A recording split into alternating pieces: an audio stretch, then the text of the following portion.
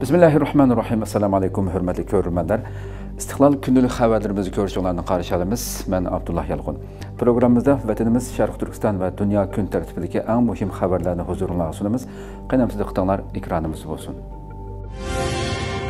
Buffett BYD'ye salgan məbləğini toluq qaytırıb aldı. Dünyadakı ən dağlıq məbləğ salğıcılardan biri bolğan Warren Buffett Xitayning avtomobil ishlab chiqaruvchisi BYD'dan butunlay qo'l uzib, o'z ilkidagi pay chekini to'liq setib etdi. Aloqador xabarlardan ma'lum bo'lishicha, Warren Buffettning kontrolligidagi Berkshire Hathaway shirkati BYD'ga salgan mablag'ini butunlay chekindirgan. Buffett 2008-yildan tartib BYD shirkatiga mablag' salgan bo'lib, bu 17 yil jarayonida BYD'ning pay cheki 3890% oshgan. Ammo Buffett 2022-yildan tartib BYD'ning pay chekini asta-asta qo'ldan chiqarishga boshlagan bo'lib, egidigan ulushi bargan-sari tövallab mangan. Har qatimliq payini setish harakati taratqularning va savdo sohasining alohida diqqatini qo'zg'ab kelgan. Buffettning BYD'dan butunlay qo'l uzish qarori g'ulg'uli qo'zg'andan keyin BYD shirkatining bosh direktori Li Yunfei ijtimoiy taratqu hisobida ifoda bildirib, pay cheki mablag' selishida setib olish bo'lgan ekan, setishmi bo'ladi. Bu intayin normal ahvol deganlarni bildirdi. Gerçi BYD shirkati ko'plagan davlatlarning to'kliq avtomobil bozorini egallayotgan va bir turkum davlatlarda setish miqdori davomli oshayotgan bo'lsa-mu, Xitoydagi to'kliq avtomobil shirkatlarining ehtiyojdan ortiq ishlab chiqarishi va raqobatning qattiq keskinlashishiga ergishib, BYD shirkatining Xitoydagi setilish miqdori tövallashga boshlagan. Bu sababli BYD chet el bozoriga texmo ko'p tayinishga majbur bo'lgan. Xitoy taraqqiy qilayotgan davlat salohiyatidan voz kechmaydiganligini ta'kidladi. Xitoy bosh ministri Li Qiang Nyu-Yorkda o'tkazilayotgan BDT umumiy kengashining 80-navbatlik yig'ini jarayonida Xitoyning taraqqiy qilayotgan davlatlar dunyo savdo tashkilotida bahramand bo'ladigan alohida va farqli muomaladan voz kechishga tayyorlik qilayotganligini, ammo Xitoyning taraqqiy qilayotgan davlatlik salohiyatini davomli saqlab qoladiganligini bildirdi. Birlashma xabar agentligining xabarida bildirilishicha, dunyo savdo tashkilotining nizomnomasiga asosan taraqqiy qilayotgan davlatlar texmo uzun va'da muddati savdo fursatini kengaytirishga foydali chora-tadbirlar qatorliq alohida e'tiborlardan bahramand bo'ladi ekan. Xitoy bir tarafdan o'zining qanchalik taraqqiy qilganligini va kuchayganligini ko'z qilsa, yana bir tarafdan bu salohiyatini saqlab qolish orqali turli imtiyozlardan bahramand bo'lib kelmoqda. Uzun yillardan buyon Amerika va Yevropa davlatlari dunyodagi ikkinchi cho'ng iqtisodiy gavdaga aylangan Xitoyning bu alohida e'tiborlardan bahramand bo'lmasligi kerakligini ta'kidlab, Xitoydan bu salohiyatidan voz kechishni talab qilib kelmoqda. Bundan ilgari Amerika hukumatı Xitoy va boshqa cho'ng iqtisodiy gavdalarning taraqqiy qilayotgan davlatlar bahramand bo'ladigan e'tiborlardan voz kechishi kerakligini, aksiga bo'lganda dunyo savdo tashkilotini unumli isloh qilg'ili bo'lmaydiganligini ta'kidlagan edi.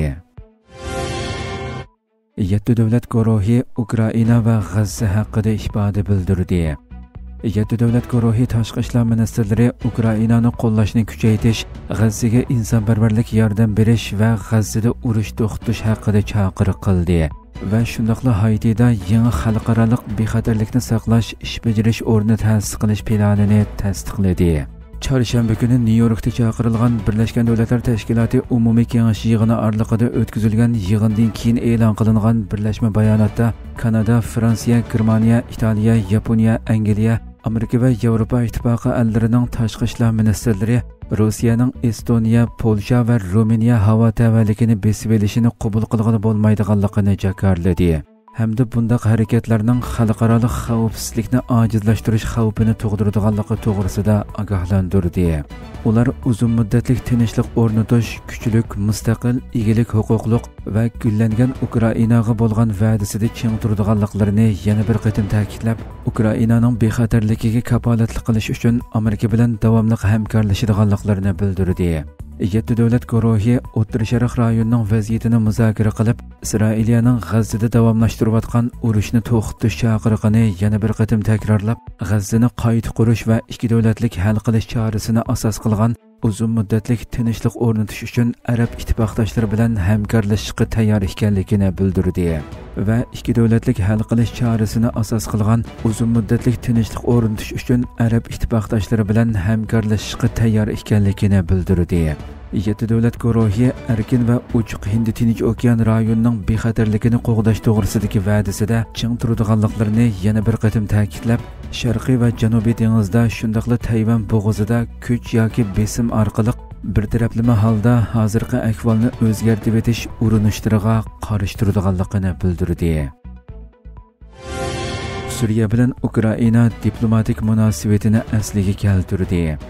Suriya prezidenti Ahmad Shar'iy bilan Ukraina prezidenti Volodymyr Zelenskiy New Yorkdagi 80 navbatlik BDT umumiy kengashi yig'ini jarayonida suhbat o'tkazib, Suriya-Ukraina diplomatik munosabatini asliga keltirdi. Suriya Tashqi ishlar ministrligi chorshanba kuni qisqa bayonot e'lon qilib, ikki rahbarning uchrashishiga Suriya Tashqi ishlar ministri Asad Hasan Shaybani va uning hamrohligidagi bir o'makning qatnashganligini bildirdi. Zelenskiy Ukraina bilan Suriyaning diplomatik munosabatni asliga keltirish to'g'risidagi bayonotni imzolaganligini aytdi. Hamda X supasida bu muhim qadamni mamnuniyat bilan qarshi olamiz va Suriya xalqini muqimlik yo'lida qo'llashga tayyormiz deganlarini qayd qildi. Zelenskiy ikki davlatning munosabatini o'zaro hurmat va ishonch asosida barpo qilish to'g'risida birlikka kelganligini so'zlariga ilova qildi. Ukraina 2022-yili Suriyaning Ukrainaning sharqidagi Rossiyani qo'llaydigan bo'lginchi Donetsk va Lugansk jumhuriyatlarini e'tirof qilishidan keyin Suriya bilan bo'lgan munosabatini uzib tashlagan edi. Hurmatli ko'ruvchilarimiz, shunday qilib bugungi xabarlarimiz mush yerda oxirlashdi. Atigi programmamizni ko'rishguncha omon bo'linglar. Assalomu alaykum va rahmatulloh.